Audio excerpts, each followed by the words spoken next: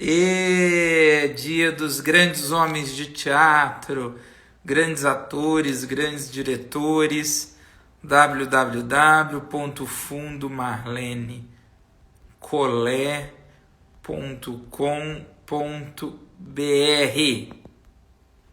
Deixa eu fixar aqui.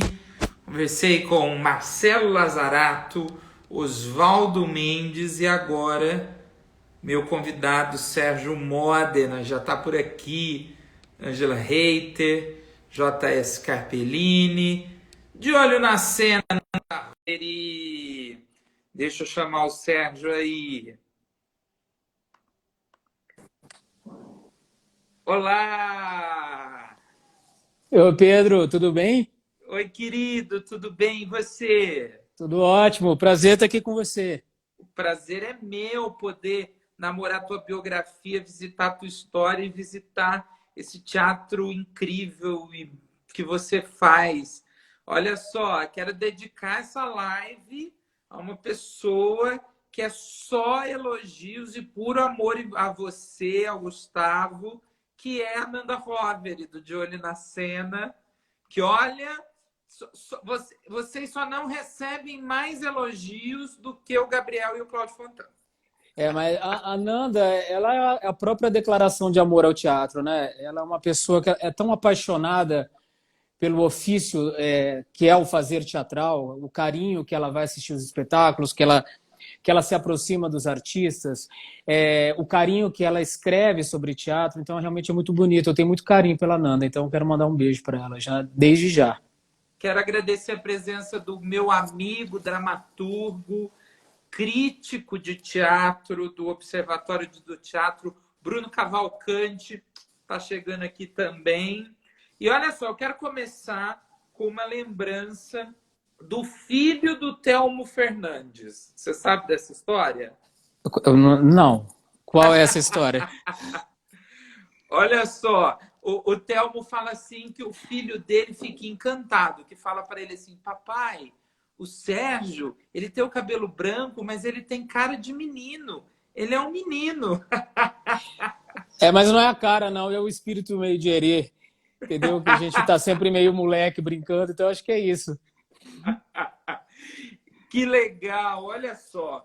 Você sabe que eu estava pesquisando a tua história, eu vi muita coisa que você fez, gosto de muita coisa, mas descobri outras tantas muito incríveis. Você tem uma bagagem teatral, tanto como ator, principalmente como diretor, mas como um grande realizador de teatro, que é muito incrível. E sabe o que mais me encanta nos seus trabalhos? É que eles não são previsíveis. Os diretores, eles têm assinaturas. A gente vê, a tua assinatura é o talento, é o bom trabalho, é o bom teatro. Mas como você tem a capacidade de nos surpreender a cada produção, né, com estilos diferentes. Por que isso? Qual que é a tua principal influência? Você está sempre transgredindo o teu trabalho e se ressignificando? Acho que sim. Eu acho que o processo de criação, para mim, ele é sempre uma folha em branco, né? É quase que eu tento logo no início tirar os rascunhos de outros trabalhos e tentar entender o que aquela peça está pedindo, o que ela exige, né? Não só de mim, mas como do elenco. É aquela velha citação, né? É se preocupar muito mais do que a obra vai fazer contigo do que você vai fazer pela obra. Então é você se deixar atravessar por aquele texto, por aquela obra e ver como que ela te afeta enquanto artista. Então, nesse sentido, você vai naturalmente descobrindo caminhos. E esses caminhos são caminhos estéticos, são caminhos de relação com o elenco, de descobrir outros caminhos que eu não trilhei ainda como diretor, porque as exigências são outras de acordo com cada espetáculo, com cada gênero, com cada universo de cada autor que a gente vai trabalhar e também com o momento que a gente vive, né? Eu não sou, eu já sou bem diferente do Sérgio de 2011, que foi quando eu comecei a dirigir. Então, eu acho que assim a gente tem que estar atento a isso. Porém, existe uma linha de trabalho muito clara para mim, que é realmente o foco no ator, no trabalho do ator, na crença de que o ator realmente ele é a potência criativa ali. Cabe ao diretor ir guiando, né, como líder, ir guiando e trilhando aquele caminho junto, descobrindo ou não descobrindo também, se frustrando junto com o ator quando é necessário, e às vezes é necessário a gente se frustrar no meio do processo para depois descobrir outras estradas, né? Mas eu acho que é por aí, é o prazer de começar a trabalhar com a página em branco. Muita gente querida por aqui, Emerson Grotti, Juca Monteira, Michael Moraes, Márcio Macena. Márcio, eu estou na live, não ouvi seu áudio ainda, depois vou ouvir. Outro grande diretor, Ana Cecília Costa, o Gustavo está por aqui também, né? Já vi ele mandando recadinho. Sim. Aqui. Pessoal todo por aqui. Eu quero saber o que veio antes, porque a gente, quando vai pesquisar você assim, né? A gente tem a Unicamp, a gente tem o curso que você fez em Londres, a gente tem as especializações em Shakespeare, Chekhov, em melodrama. Mas eu quero saber o menino Sérgio Modena, que ele está aí até hoje, né? De acordo com o filho do Thelmy, que ele se mantém aí. Qual foi o primeiro contato com a arte? Foi o teatro? Onde foi? Quais são as suas principais raízes, bases, as suas principais referências? O primeiro espetáculo que você viu, o primeiro ator? O meu primeiro contato com a arte foi desenhando. Eu desenhava muito, eu fazia história em quadrinho, que eu vendia na escola. Ganhava um dinheirinho. Empreendedor. Tinha os personagens, então eu realmente... Meus pais achavam que eu ia ser um cartunista, porque eu realmente produzia gibis de modo caseiro. Comprava o caderno, tirava a capa e aí ia criando as histórias, pintava e realmente vendia. E eu era apaixonado por desenho. O contato foi com o circo também, que ia muito para cidade do interior, que era Penápolis, né? Então eu era apaixonado por circo, aquilo para mim era Você é de uma Penápolis? magia. Penápolis, exatamente, sou de lá. Penapolense. Exatamente. Então o circo era a grande alegria, porque eu lembro que desse momento de você ver a cortina fechada antes do espetáculo começar, aquilo para mim era tão mágico, porque eu sempre ficava na expectativa que uma coisa muito poderosa, muito extravagante iria acontecer. E realmente eu saí muito encantado. Mas o meu primeiro contato com o teatro foi com a Bibi Ferreira. Porque isso em 1980, eu tinha 7 anos, ela excursionava o Brasil inteiro fazendo Gota d'Água. E eles pegavam as crianças nos locais, porque eles não viajavam com as crianças. Então eu fui escolhido. Eu e um grande amigo meu, nós fomos os filhos de Bibi ali, no Gota d'Água. Então foi o primeiro contato, que foi assim, né, uma excelente experiência, que eu lembro direitinho dela gritando, né, nas cenas que ela brigava com o Jazão. Foi realmente uma experiência incrível. Mas aí depois não mais. E continuei com o desenho, até que eu comecei a fazer teatro amador na escola e não parei mais. O teatro realmente me tocou quando eu vi o cenário de uma montagem amadora de Pluft e o Fantasminha montado no palco.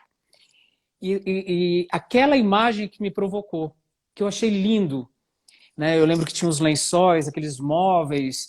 Eu falei, nossa, mas que coisa mais incrível, eu vou assistir. E desde então, aí o meu foco na arte mudou, deixou de ser o desenho e começou a ser o teatro, e daí não parei mais e fui estudar, fui fazer faculdade e tudo mais. Olha só, o Cláudio Fontana chegou, tá? Então, Claudinho, querido. Pelo amor de Deus, se eu rir, é culpa do Cláudio, tá? Eu sei, Você conhece... Ele já disse que em 1980 você não tinha 7 anos. E ele quer que eu pergunte 2 coisas e eu já vou perguntar. Primeiro, se você é um ator que está dirigindo ou um diretor que já foi ator. E o segundo é por que em Leonice Lena você usava uma mamadeira. Bom, a primeira pergunta eu acho que eu sou um diretor que já fui ator, ou sou ator. Acho que a gente não deixa de ser ator. Mas toda a minha experiência de ator, eu tenho essa sensação de que eu estava mais interessado em ficar do outro lado. Mesmo gostando muito de ser ator, eu me via muito ligado em pensar a obra como um todo, de entender o espetáculo como um todo. Eu tinha muita curiosidade e internamente eu sabia que esse seria o meu caminho. Então, assim, já era uma provocação na minha cabeça desde o início. Nunca ninguém me falou assim, você vai dirigir, talvez você seja mais diretor do que ator. Não, eu fui descobrindo isso sozinho. E acho que a experiência de ator realmente é fundamental para um diretor. Não que todos os diretores precisam ter passado por isso. Temos grandes diretores que jamais pisaram no palco, mas para mim me ajuda. Me ajuda para me comunicar com o ator, porque a gente entende aquela situação que o ator está vivendo no palco, que é uma situação de extrema vulnerabilidade e de extremo poder também, porque ele é o dono da cena, ele é o dono da palavra. Mas esse papo durante o processo com o ator, de entender essa possível fragilidade, essa fortaleza, eu acho que isso me facilita. A minha experiência me ajuda nesse sentido, entender a cabeça do ator como um ator, não só como um diretor. E a mamadeira no Leão Silena é uma homenagem ao próprio Claudinho, que lá ele adorava esse momento, então era uma grande homenagem para o Claudinho Fontana. Olha só, eu estava aqui, antes, a minha primeira live foi com o Marcelo Lazarato, e você fez, senhorita Elce, com a minha conterrânea, Débora Duboc, com o Newton Moreno e o Marcelo Lazarato. Eu queria que você falasse um pouquinho dessa experiência. Maria Padilha, maravilhosa Maria Padilha também. Maria Padilha, beijo, Maria. Nós vamos falar do espetáculo, como já falamos, que era a sua parte também. Mas eu quero que você fale primeiro do senhorita Ilse. Então, Pedro, esse é um momento incrível, porque o Márcio Aurélio, para toda essa galera que fez o Unicamp, o Márcio realmente era uma referência muito grande para a gente, né? Ele é um professor que muda, que mexe com a cabeça da gente, vira a gente de cabeça para baixo, nos provoca, nos faz pensar, nos deixa inquietos, inseguros, no melhor sentido. Então, logo após eu fazer a faculdade, assim que eu voltei, né, que eu voltei de Londres, o Márcio me convidou para fazer parte do elenco do Senhorita Elce, que era a adaptação do livro do Schnitzler. Então, foi uma experiência incrível, porque eu estava ali, né, trabalhando com um mestre, que eu considero um mestre, um dos maiores diretores brasileiros, e com essa galera toda que você falou, né, quer dizer, o Newton, meu grande amigo até hoje, trabalhamos juntos. Então foi uma experiência muito bacana, porque a faculdade tem isso, né, de congregar pessoas, né, e você forma depois diferentes núcleos ali. Então era um núcleo também de amigos, muito identificados com o trabalho do Márcio Aurélio, e foi um espetáculo incrível. A Débora ganhou todos os prêmios, ela estava excelente no trabalho, inclusive, e eu tenho um carinho muito grande por esse espetáculo e um carinho muito grande pelo Márcio Aurélio. Muito grande. Ele, eu acho que é uma pessoa fundamental no teatro brasileiro. E no seu trabalho como ator, por exemplo, você tem contato aí com grandes atores? Por exemplo, você trabalhou com a Denise Weinberg, né? Os textos e as direções do Pedro Brício estão sempre presentes na sua história. E eu quero, é lógico, que você fale, porque senão eu tomo uma facada da Nanda Roveri se a gente não pontuar aí o Leão Silena, que é direção do Gabriel Vilela, que sem dúvida, que tem o Bruno Elizabeth, que passou por aqui, também fez com você. E tem uma coisa engraçada, a Babaia foi musical, foi produção do Claudinho Fontana, e o Gustavo Abner fez assistência da direção. Exato. Né? E queria que você contasse como que foi, assim. E conta um pouco do Cláudio Fontana, produtor. Se você quiser entregar alguma coisa, aproveita. Ele já entregou a mamadeira, né? Essa mamadeira, na verdade, chegava um momento que eu tinha que cantar, e sempre naquele momento que eu tinha que cantar, eu ficava com a boca seca. Ficava com a boca seca, exatamente naquele momento. Aí o Gabriel, um dia, assistiu porque eu fazia o criado, né? Ele era todo um arlequino. E o Gabriel entregou uma mamadeira. Faz com ela que você não vai. Faz com essa mamadeira que você não vai mais ficar com essa boca seca. Eu fiz. E me ajudou muito na composição. Então o Gabriel também tem isso, né? Ele trabalha de uma maneira tão lúdica, ele tem essa inteligência de entender o espetáculo não só esteticamente de uma maneira muito sofisticada, mas entender as qualidades e os potenciais dos atores com que ele trabalha, né? E trazer e tirar deles o melhor.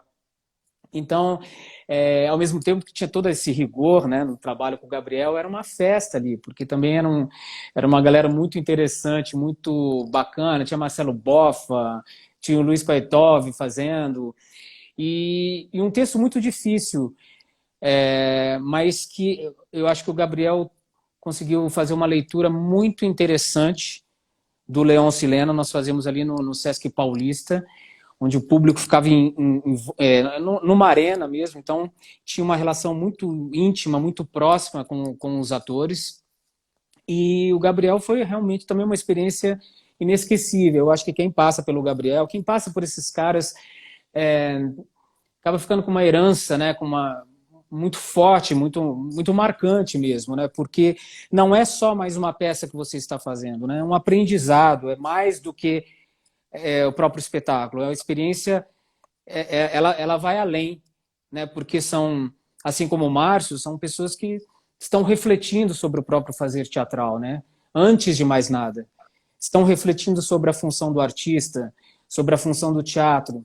Então, isso para mim é muito forte nas minhas lembranças que eu tenho em relação ao Gabriel, em relação ao Márcio Aurélio, por exemplo, essa responsabilidade de se pensar o teatro da forma mais abrangente possível, né? E a outra coisa, o Claudinho como produtor, o Claudio é um excelente produtor. Ele acabou de falar que ele teve que gastar verbo de produção com a mamadeira. Olha como ele é terrível, tá vendo? Mas é porque ele é um bom produtor, ele sabe como gastar o dinheiro, ele sabe gastar o dinheiro para o que é importante.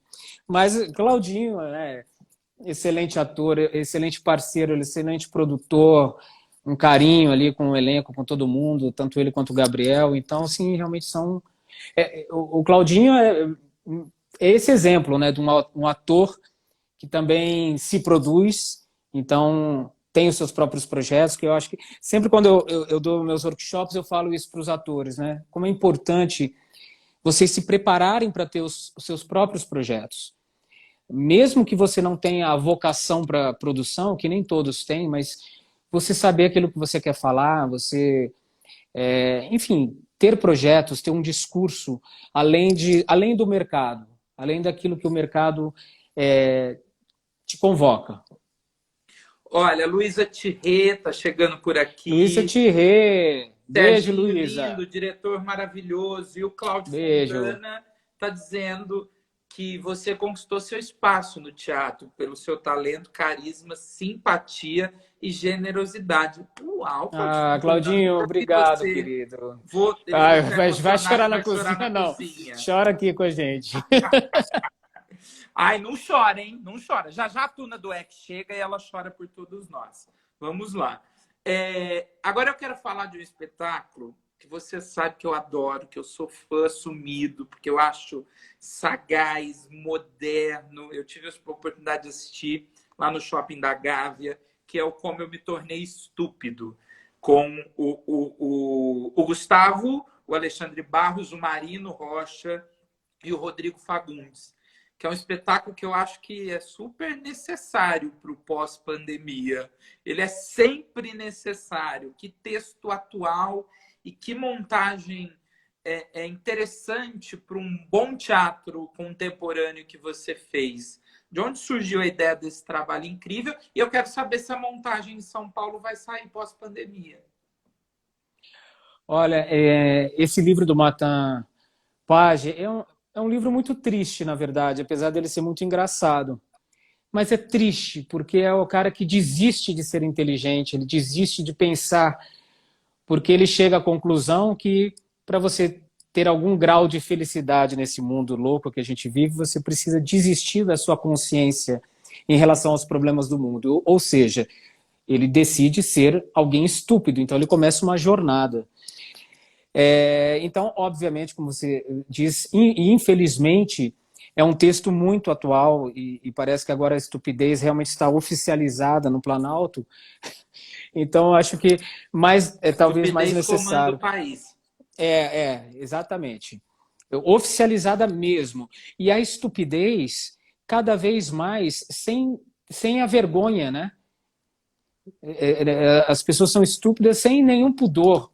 Ou seja, quase que se decretasse que ser estúpido é o novo normal, né? Não existe pudor em mostrar a ignorância, em mostrar a violência, em mostrar, enfim, o que há de pior no ser humano. A gente anda vendo muito isso, né? Nas redes sociais, onde isso se potencializou demais. Então, o livro fala muito sobre isso, né? A capacidade de reverberação da estupidez pode ser mais fácil do que a reverberação da inteligência, ou daquilo que o ser humano tem de melhor. Mas esse projeto foi muito legal porque surgiu da vontade daqueles atores de fazer alguma coisa, então eles me convidaram para a gente pensar em algum projeto juntos. E aí eu levei a ideia de fazer o Como Me Tornei Estúpido, que já era uma ideia antiga, né, de montar. E eles adoraram e chamei o Pedro Kozovsky, que é um excelente dramaturgo, diretor também, para fazer a adaptação. Que eu queria que também tivesse uma adaptação mais autoral, né? Como é que formato seria esse para o teatro do que simplesmente fazer uma adaptação tradicional. Então, o Pedro fez um trabalho incrível e aí foi uma montagem que a gente trabalhou muito com essa capacidade lúdica do teatro, onde os atores iam se renovando, né? A cada cena com novos personagens, e tudo isso se passava dentro de uma biblioteca, que a biblioteca é o símbolo do conhecimento e de repente ela se torna uma coisa obsoleta. Então acho que a montagem tinha um pouco isso também, né? De você mostrar como algo com referencial, com uma simbologia muito forte, ela pode se tornar obsoleta de acordo com a maneira como você se relaciona com ela. E realmente nós falamos muito isso. Todo ano a gente fala, vamos refazer essa peça, vamos retomar. Mas até agora isso não surgiu, não. Quem sabe mais para frente. Agora porque a tendência é da estupidez ficar maior. Agora você vai ter mais uma pessoa para entrar para o time que vai te incentivar a fazer essa montagem em São Paulo. Olha só, Giovanni Tosi chegando aqui. A Maria Padilha estava dizendo, a peça é incrível. Maria assistiu, A Luísa Thierry também está dizendo, muito bom esse espetáculo, eu também adorei. Vamos falar um pouquinho, você tem umas montagens lindas, assim, um trabalho no início das suas direções muito interessantes. Coração Inquieto, Cine Teatro Limite. Você trabalhou com muita gente bacana no decorrer da sua carreira, né? Marcelo Serrado, Ana Carbati, que eu conversei ontem também, você já teve a oportunidade de trabalhar, Stella Maria Rodrigues, enfim, vários e vários atores, né? Pedro Brício, de novo, em Cine Teatro Limite, o Pandolfo estava no elenco, o Abner também no elenco. Eu queria que você contasse um pouquinho assim, dessa trajetória dos espetáculos, realização da Zeppelin, da companhia, e depois que você transita durante um tempo pelos infantis também, pelas obras infantis e infanto-juvenis, né? O Choro de Pixinguinha, o Sambinha, Bossa Novinha, Forró Miudinho. Por isso que eu falo, não dá para dizer que é tudo muito diferente, é tudo muito rico. Você é um guloso, um faminto, está sempre querendo experimentar. Pois talvez porque eu seja geminiano, né? Gêmeos com ascendente em gêmeos. Talvez seja essa a explicação. Então você está sempre perseguindo alguém, né? Então nessa luta toda aí está sempre Pode ser. Né? Pode ser. Mas o Cine Teatro Limite, a Zeppelin, eu nunca fiz parte da companhia, não. É a companhia do Pedro, com a Isabel Cavalcante e o Tomás Ribas. E o Pedro me convidou para dirigir junto com ele essa montagem. né? Então, quer dizer, ali era um espetáculo que tinha muito a pegada do Pedro, a concepção do Pedro, e eu ficava ali na direção dos atores, enfim, fomos juntos ali. Mas eu nunca fiz parte da companhia, que é uma companhia incrível, inclusive. E para mim é um dos textos mais lindos do Pedro Brício. Cine Teatro Limite, inclusive, acho que era um texto que o Pedro deveria remontar. Eu mesmo tenho vontade de remontar esse texto, estamos falando de remontagem, né? Porque é interessante que a gente passa-se um tempo, a gente vai revisitar e a gente vai estar com outro olhar muito mais maduro ou descobrir outras facetas daquele espetáculo, daquele texto. Então, esse é um espetáculo que eu gostaria de ver remontado. Por exemplo, o Cine Teatro do Limite, que é uma delicadeza, de uma irreverência e também de uma melancolia na trajetória daquele personagem, né, que era o Rodrigo Pandolfo, que fazia brilhantemente. Então, é um espetáculo que eu também sou muito saudoso, assim, acho que foi um espetáculo muito feliz. E uma grande dramaturgia do Pedro Brício. Então, também acho que você deve cobrar ele um dia remontar Cine Teatro Limite, que eu acho que você não assistiu, mas era um espetáculo muito Não lindo, assisti, assim. infelizmente não, mas quando convidá-lo para cá estar, vou cobrar isso dele. Ó, o André Cortez chegando por aqui, Ana Lúcia Torre, Ana maravilhosa, Lúcia Ana Torre, Lúcia, André, Charles ótimo. Miara. O Gustavo está dizendo, olha, Cine Teatro é uma obra-prima. Pois E é. Tô vendo o Celso André fazia também um espetáculo, enfim, amigos queridos ali. E esse espetáculo eu fiz as músicas também, né? Eu fiz as melodias, fiz as letras que o Pedro tinha escrito alguns momentos para que fossem números musicais e o Marcelo Alonso depois entrou como diretor musical e organizou esse material. Então também é uma lembrança que eu tenho muito bacana, assim. Agora você está falando sobre os infantis. Primeiro é a responsabilidade de você fazer teatro para criança, né? Porque é aquela velha história, você está formando público e, obviamente, você não está falando só para as crianças, você está falando para os pais, muitas vezes você está falando mais para os pais. Então, essa responsabilidade de você fazer um produto de qualidade que seja pertinente, que, que vá provocar a criança também, né? Que vá aguçar a inteligência, a curiosidade daquelas crianças, vai fornecer informações e fazer com que aquela criança queira saber mais. Então, os infantis têm. Primeiro, o Soldadinha Bailarina, que eu escrevi junto com o Gustavo Wagner, que o Gabriel Vilela dirigiu. Então, tivemos essa felicidade, o Gabriel Vilela a dirigir Nanda esse Rosa ele musical. mencionou aqui, né, com Luana Piovani. Isso, foi um espetáculo lindo também, que ali eu fiz algumas músicas e Vitor Posas fez a maioria das músicas. E um musical lindo, que era o conto do Anderson, né? E depois fiz a trilogia dos gêneros, que é um projeto da Ana Veloso, uma produtora que eu trabalho muito no Rio, que era apresentar o melhor da música brasileira de qualidade para as crianças de hoje. A Ana Então, Veloso sempre presente contigo também, projeto. sempre uma parceira. Então, essa primeira trilogia que ela escreveu era o Sambinha, o Bossa Novinha e o Forró Miudinho, era em cima do gênero. E foi um sucesso. Essas peças ficaram anos em cartaz, rodando o Brasil inteiro. Então a gente viu muito ali as crianças que nunca tinham escutado esse tipo de música, ficarem interessadas em ouvir mais e aprender mais. E a Ana iniciou depois um projeto que seria uma segunda trilogia a partir dos compositores. Então nós já fizemos o primeiro, que foi o Choro de Pixinguinha. E aí agora, depois de pandemia, pretendemos continuar esse projeto, que eu acho que realmente é um projeto que tem essa responsabilidade de formação, sabe? Daquilo que a criança está vendo, daquilo que ela está interessada, e do que nos interessa também, em termos de comunicação com esse público, que é um trabalho muito sério, na minha opinião.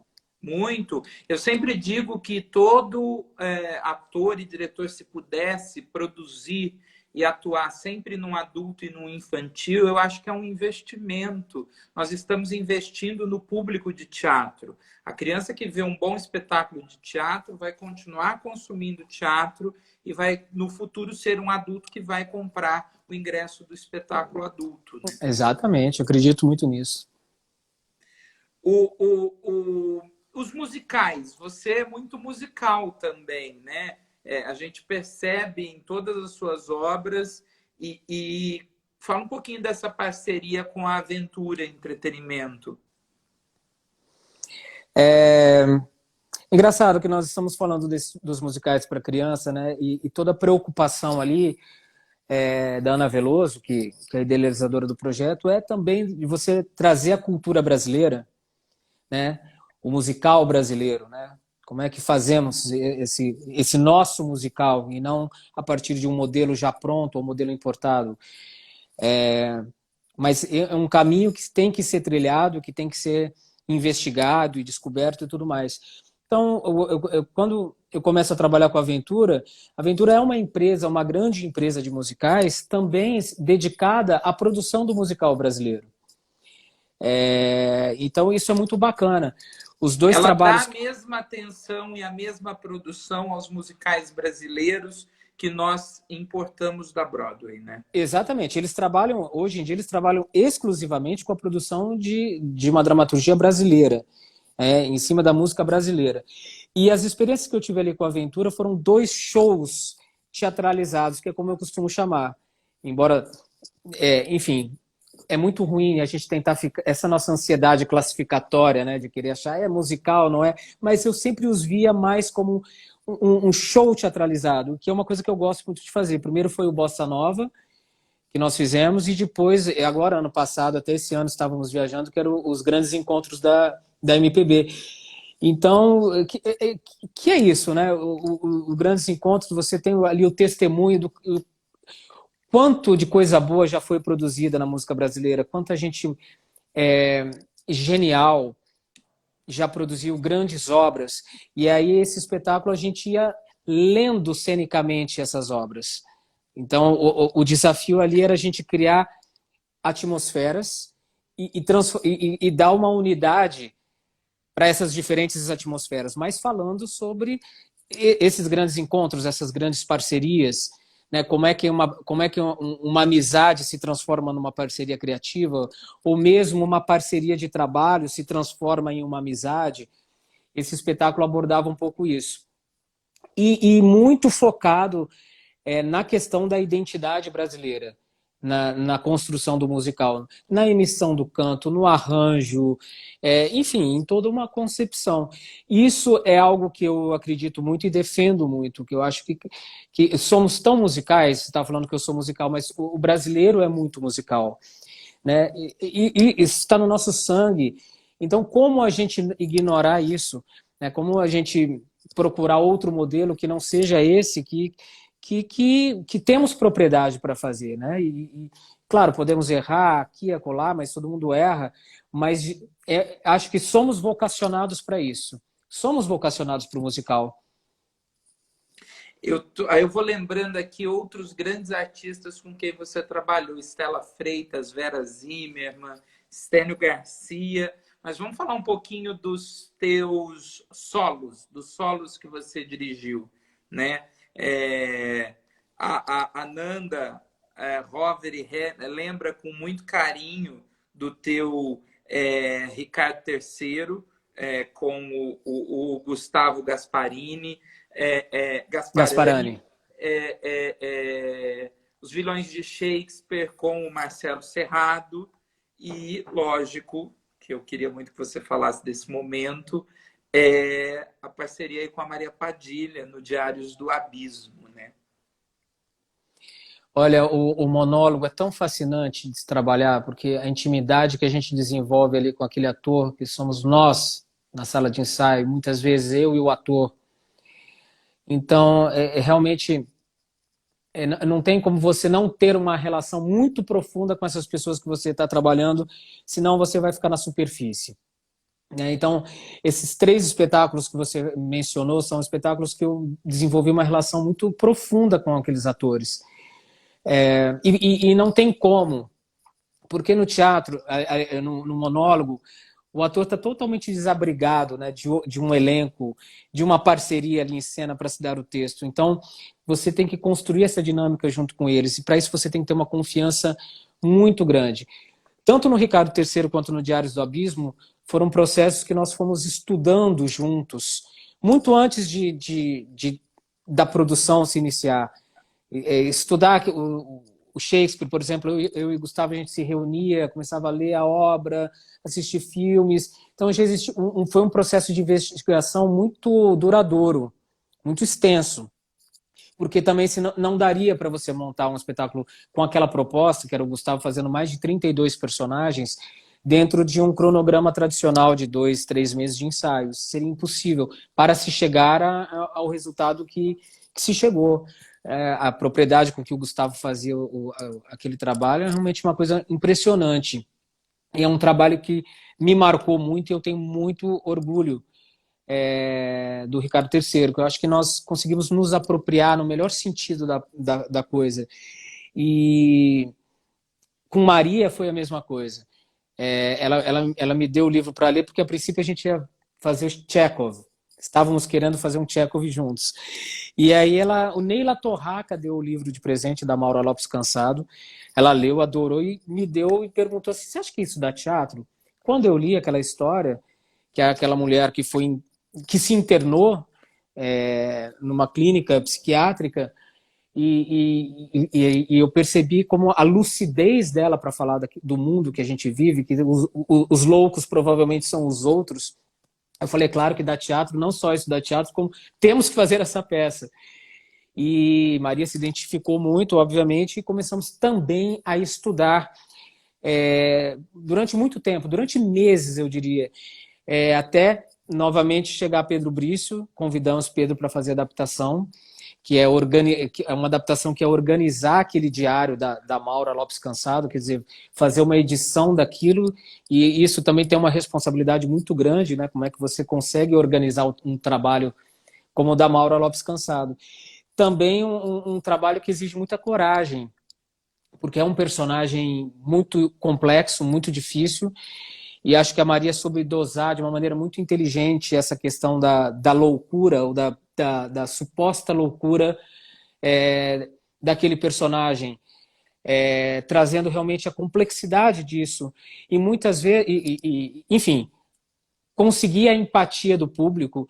E o público também, como nós, quando lemos o livro, saía dizendo, eu concordo com essa mulher, há uma lucidez, um grau de lucidez tão grande, e é tão triste, ao mesmo tempo, a situação dela, exatamente pelo fato dela ser lúcida sobre os problemas do mundo. E aí, nesse sentido, lembra um pouco como me tornei estúpido. E cabe tão bem a Maria, que é uma artista tão lúcida a tudo, né? Se você vê a história dela, o que há de mais parecido entre Maria Padilha e essa personagem é a lucidez, né? A lucidez. E a Maria, assim, primeiro uma empreendedora, uma mulher de teatro, né? Também sempre teve os seus projetos, então, enfim, é uma figura muito fundamental no teatro, né? As coisas que ela já produziu, que ela liderou como artista. Então, foi uma felicidade muito grande estar do lado dela. E a delicadeza com que ela abordou esse personagem, sem histrionismo, passando longe do estereótipo da loucura, buscando muito essa relação íntima com a plateia. Isso é de uma sabedoria, isso é a não ansiedade na construção de um personagem. Então, isso foi muito feliz também, sabe? Eu acho que foi um processo muito feliz. E, enfim, Maria virou uma amiga para a vida. Ah lá, te amo, Serginho. Também te amo, Maria. Vamos falar um pouquinho das Cangaceiras Guerreiras do Sertão. Esse eu queria muito ter assistido. Cangaceiras, então, uma parceria minha com o Newton, que há de muito novo, tempo as parcerias sempre te revisitando. Porque Newton me dirigiu num espetáculo em 2009 que se chamava Da Possibilidade da Alegria no Mundo. Então, ele já tinha me dirigido. E aí, depois que eu comecei a dirigir, a gente conversava muito sobre fazer alguma coisa juntos. E aí o Rodrigo Veloni falou, vamos fazer alguma coisa juntos, nós três. E aí pensamos todo o tema do cangaço, né, o olhar feminino em relação ao cangaço, que foi uma ideia que o Newton nos trouxe. E foi assim, nasceu dessa vontade de estarmos juntos.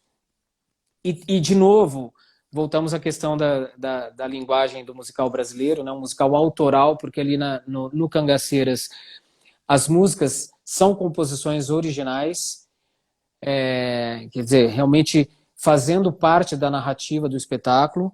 E foi também um momento muito feliz, porque Nilton Moreno, sabemos que ele é um dos maiores dramaturgos que nós temos, também um homem de teatro, um pensador, e acho que Cangaceiras é um momento alto, sabe, na trajetória do Nilton, porque a maneira como ele cria essa metáfora da resistência em relação aos sistemas de opressão, através das figuras daquelas cangaceiras, a resistência e a luta, para que só com a luta você é capaz de mudar esses sistemas de opressão que vivemos, ou que grupos oprimidos vivem. Essa luta não quer dizer que para ter luta você precise abdicar da compaixão, ou do olhar pelo outro, pela empatia, da empatia pelo outro. Então, acho que o Nilton ali abordava muito esse poder de transformação, de luta do feminino. E em todo esse processo que a gente está vivendo, né, de 2008 para cá, com a violência se instaurando no poder, com o governo que nós temos, realmente não poderia haver metáfora melhor, eu acho, Cangaceiras.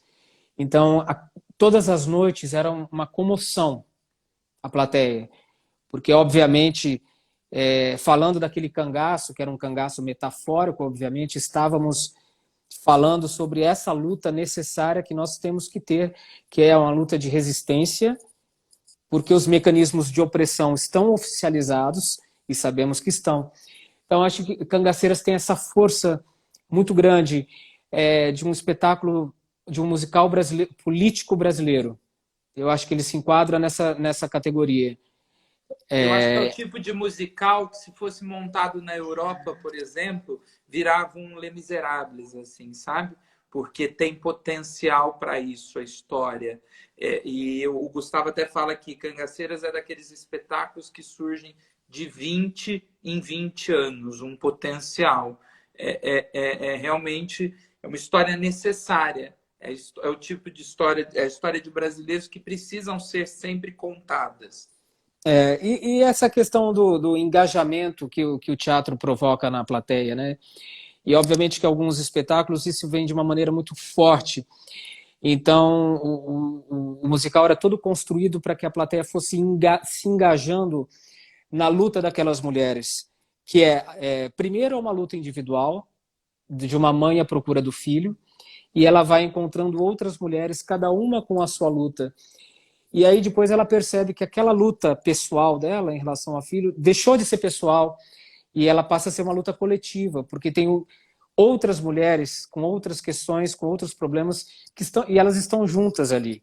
Então essa consciência do coletivo, que já não importa mais só a sua causa, mas uma causa geral. Então nesse sentido, porque obviamente todo teatro é político, mas existe essa capacidade de engajamento,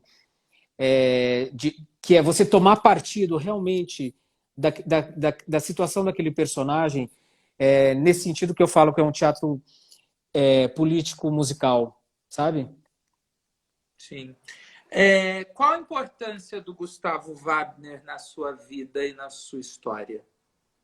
Toda a importância do mundo, porque é uma parceria de vida e por ser uma parceria de vida, é uma parceria no trabalho. Isso está tão amalgamado já, é engraçado porque a gente trabalha muito bem juntos, né? E leva trabalho para casa, a casa não vai para o trabalho, mas às vezes o trabalho vem para casa e estamos muito acostumados a trabalhar juntos, sabe? Isso nunca foi uma questão para a gente. Mas eu acho que não tem maneira melhor para responder que somos dois, mas estamos tão amalgamados que somos um. Assim, é como se a minha vida sem ele, eu não sei nem como seria. É difícil falar sobre isso, porque é isso. Eu não consigo imaginar sem ele. Eu posso imaginar muitos aspectos da minha vida de uma outra forma. Eu não consigo imaginar a minha vida sem o Gustavo. Eu acho que talvez eu seria uma pessoa mais medíocre, enfim, menos legal do que eu acho que eu sou. Acho mesmo, entendeu? Eu acho que essas uniões que acontecem na vida da gente que nos potencializam, né? E é uma união de vida. Ah, que coisa linda. Olha só, você sabe que aqui nós amamos a Ana Lúcia está dizendo lindo e ixi, eu fiquei até emocionado. Ah, Ana Olha, Lúcia. vamos lá. Você sabe que nós temos uma pergunta batizada com o nome do Cláudio Fontana, né, na live.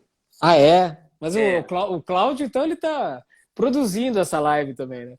Ah, mas queria, né? Adoraria, mas não. Ele traz o tumulto mais necessário que a gente Sim. precisa, junto com todos os grandes amigos. E a pergunta, Cláudio Fontana, Sérgio, é: live é teatro? Ah, olha, eu vou te dizer, eu não tenho nem propriedade para falar sobre isso, o Pedro, porque eu não tenho acompanhado tanto esse trabalho que estão fazendo. Eu confesso que com essa pandemia eu fiquei muito recluso nesse sentido, não acompanhei. Talvez eu acho eu devesse ter acompanhado mais para entender o que as pessoas estavam fazendo, mas eu senti necessidade de ficar recluso.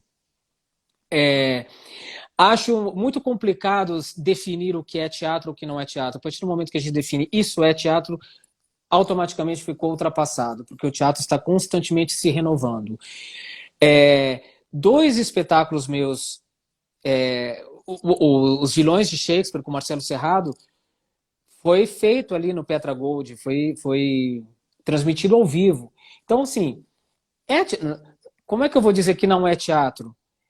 Porque o público não está lá, mas aquela experiência está acontecendo ali. O próprio Diários do Abismo com a Maria Padilha, nós faremos também no Petra Gold. Né? Então, assim, existe a experiência do teatro. Existe aquela cara que nós pensamos de uma movimentação, de uma composição cênica e tudo mais. Talvez eu precisasse investigar mais isso para te responder, mas eu acho que pode ser sim. Ou pelo menos é o teatro que nós podemos ter agora. Talvez não seja o teatro, o melhor teatro, mas é o teatro que nós podemos ter agora. E temos que apoiar, porque, de novo, temos que resistir, temos que nos fazer forte em todos os meios, de todas as maneiras. Então, acho que é um caminho que o teatro está descobrindo para conseguir se comunicar com as pessoas. Então, temos que estar ali, perceber esse movimento, né? Entender para onde ele nos levará. Talvez a gente desista disso quando as coisas voltarem ao normal. Talvez algumas experiências fiquem. E acho que algumas Talvez a gente experiências possa ficarão. unir o público presencial e o público online.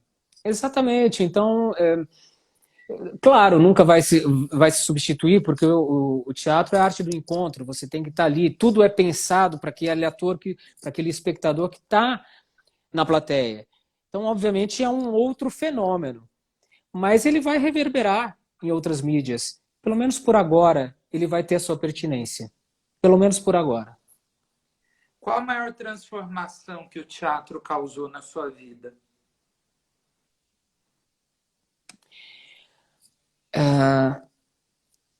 Eu já me causou algumas transformações.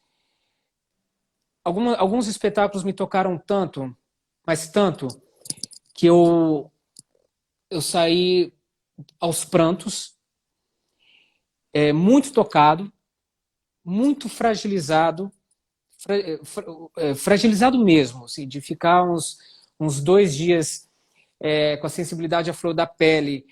E esse estado emocional me ajudou a repensar uma série de coisas em mim. Eu vou te dar um exemplo. O livro de Jó. Foi um espetáculo que eu saí extremamente sensibilizado e alterado mesmo. Então, é aquela pequena transformação, aquela pequena revolução que eu acabei me deparando com uma série de questões minhas que eu precisava rever, precisava entender. E também experiências que me provocaram em outro sentido. Eu lembro quando eu assisti Paraíso Zona Norte do Antunes Filho, aquela experiência foi tão marcante para mim que eu não saí fragilizado, mas eu saí instigado, saí querendo conhecer, querendo aprender. Então, o teatro ele tem essa responsabilidade social de provocar a plateia. Como se diz, né? O teatro começa quando o espetáculo acaba. Que é quando... Peter Brook falava isso, né? Acabou, aí que vai começar a experiência teatral. Por quê? É tudo aquilo que o espetáculo provoca na gente. Então, eu saí já muito exaltado, muito curioso, com vontade de aprender e revendo certos aspectos da minha vida, tendo mais compaixão e em outros processos muito fragilizado no bom sentido, porque muitas vezes quando te puxam o tapete é que você começa a crescer, né? Mas claro que o teatro é um veículo de transformação, não tem dúvida nenhuma. Eu vi isso no Cangaceiras, por exemplo, pessoas que iam assistir 10 vezes o espetáculo, 15 vezes o espetáculo, por que eles estavam assistindo tantas vezes? Porque aquilo estava mexendo com eles de uma maneira muito profunda. É um tipo de conexão que esse espetáculo ao vivo, só o espetáculo ao vivo é capaz de causar. Um certo engajamento. E aí esse engajamento não é só no aspecto político, não. É num outro sentido maior da sua própria humanidade, da sua própria ética em relação ao mundo, né? Então, eu acredito nessas pequenas revoluções que a arte faz com a gente, sabe? Não na grande revolução, mas nas pequenas transformações. Claudinho, querido Serginho, que você continue em teu ofício com esse talento e produzindo lindos trabalhos. Ah, Maria Claudinho, Padilha está querido. dizendo, o Vinícius está lembrando do Gisberta com o Lubianco, eu vi no Teatro da Dulcina também. A Maria Padilha está lembrando, Cangaceiras era potencializador. E quais são os próximos projetos, Modena? Eu vou dirigir A Falecida com a Cláudia Abreu e agora com a pandemia a gente não sabe quando, né? Porque nunca passamos por isso.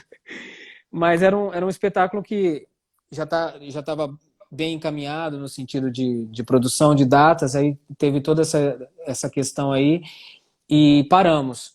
Telmo Fernandes está nesse projeto, porque Nelson Rodrigues é uma paixão que eu tenho muito grande. Eu sempre quis fazer Nelson Rodrigues, não fiz nem como ator. E então chegou o momento que eu falei, não, eu quero encontrar essa dramaturgia, quero vivenciar isso. E Cláudia aceitou fazer o trabalho, que é uma atriz que eu admiro muitíssimo. Acho que ela vai trazer enfim, um balacobaco aí para esse espetáculo, que eu acho que vai ser muito interessante. Ela estava incrível no Pi No lá, Pi, né? excelente. Com Pandolfo, Leandra Leal. Exatamente. Então, eu imagino que ano que vem, conforme as coisas voltarem ao normal, A Ana a Lúcia gente Torres faça. falou que está na fila. A Ana Lúcia está na fila, sim, porque aí é um dos projetos da minha vida, que é o Longa Jornada Noite Adentro, do Onil, que provavelmente faríamos esse ano também. E eu convidei a Ana, porque não consigo imaginar atriz melhor para viver a Mary, que é Você chegou a a assistir a matriarca da família. montagem com a Clay Diáconis? Assisti, era brilhante. Aliás, o trabalho da Clay Diáconis era brilhante. Direção do Naum Alves de Souza, Pâmio fazia, Genésio de Barros, Sérgio Brito. E é um texto que eu sou apaixonado. Você sabe que quando eu descobri que o Sérgio Brito ia fazer essa peça, isso é 98, eu era um moleque. Eu fui com uma carta para o Sérgio Brito, dizendo as razões por que eu deveria fazer, que eu achava que eu ia fazer. Aí o Sérgio Brito pegou, leu rápido assim. Falei, mas você já leu a carta? Ele falou assim, eu faço leitura dinâmica. Enfim, aí, claro, né, que devia um monte de gente encher o saco dele, mas não fiz a peça, mas a peça era linda. O Gustavo está falando, e o Copa? O Copa, exatamente, vou entrar nele. Então, peraí, vamos organizar. Ana Lúcia Torre, eu vou fazer Longa Jornada Noite Adentro, que é um projeto de vida, que é um texto do Eugênio Nil, que sou apaixonado, assim que as coisas voltarem ao normal. E o Copacabana Palace musical, um projeto do Gustavo Wagner, que idealizou esse projeto, que é um projeto lindo, porque é um projeto que fala muito sobre o Brasil a partir de um lugar, que é um lugar icônico, um lugar que mudou a paisagem do Rio de Janeiro, mudou muita coisa ali em Copacabana, quer dizer, é, o que ele trouxe de investimento e as histórias incríveis que aconteceram lá, as personagens incríveis Sensacional que passaram ideia. por lá, de Carmen Miranda, a Marlene Dietrich, ao Bando da Lua, enfim, Santos Dumont, aos políticos. Então, retratar esse lugar icônico, para que ele seja um microcosmos também da sociedade, e, de novo, um espetáculo musical brasileiro. Então, o Gustavo idealizou esse projeto, me convidou para dirigir junto com ele, porque a gente também tem essa parceria de dirigir juntos, e vamos fazer ali uma parceria da aventura com as meninas da Lúdico, com a Sabres Projetos, e vamos fazer também, espero que no ano que vem.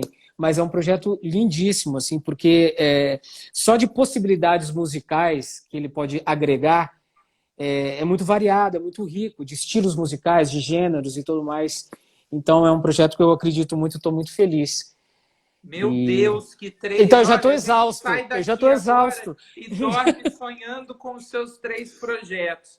Sérgio, se você sair à rua, provavelmente, em poucas pessoas que você encontrar, você vai encontrar alguém que nunca foi ao teatro.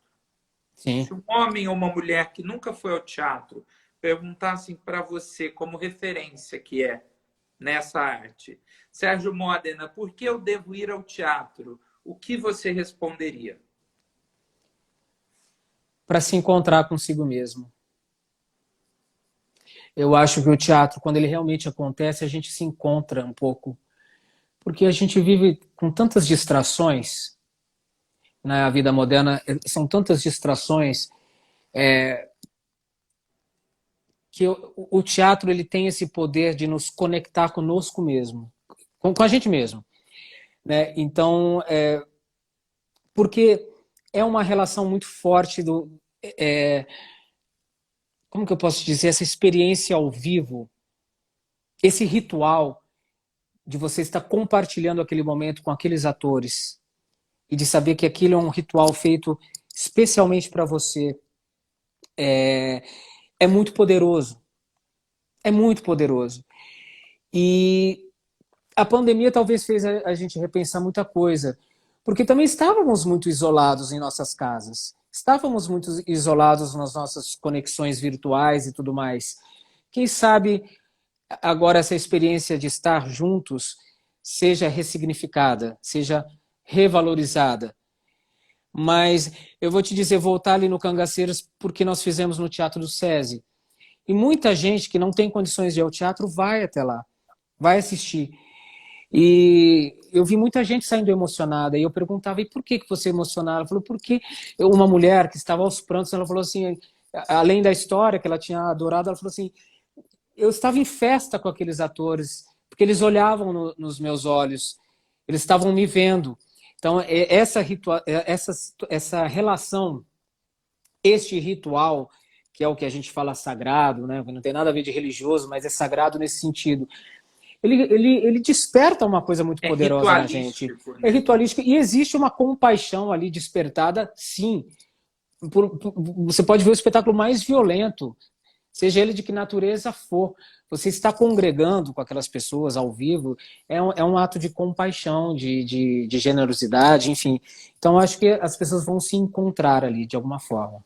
Querido, com 1 hora de live no Instagram derruba a gente. A Maria Padilha definiu bem, essa vacina tem que Maria. ser descoberta para o Sérgio soltar todas essas pérolas. Obrigado, Maria, Claudinho, Gustavo Wagner, Nanda Rover, Ana Lúcia Torre. Obrigado a Tantos todos. outros Olha, pessoas que eu que nos admiro, que eu adoro. prestigiaram. E Sérgio, querido, muito obrigado por tamanha gentileza e Obrigado generosidade. você. Obrigado, querido. Beijo, beijo para todo mundo aí. Beijo. Espero logo encontrá-lo quando isso tudo passar para celebrarmos a tua arte. Obrigado, querido. Valeu. Foi um prazer, viu? Um Beijão. beijo. Tchau, tchau. Tchau.